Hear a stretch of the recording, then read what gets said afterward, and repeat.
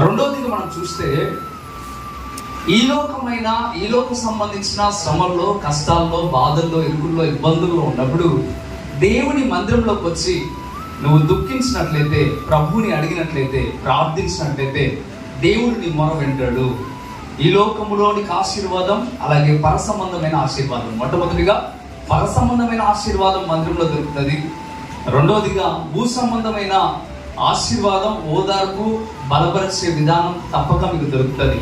అన్న దేవుని మందిరానికి వచ్చి ప్రార్థన చేయగా అన్న దేవుని సన్నిధిలో తను కావాలనుకున్నది, దేవుడికి ఎంతగానో ఉపయోగపడే ఒక మంచి ప్రవక్తను ఆమె కనడానికి దేవుడు గొప్ప మార్గాన్ని తెచ్చాడు.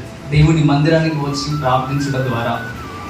అలాగే ఒక వ్యక్తి మందిరం బయట కూర్చొని మోకాల్లోని మందిరంలోకి రావడానికి కూడా భయపడి కన్నీళ్లు కారుస్తూ రొమ్ము కొట్టుకుంటూ ప్రార్థన చేశాడు.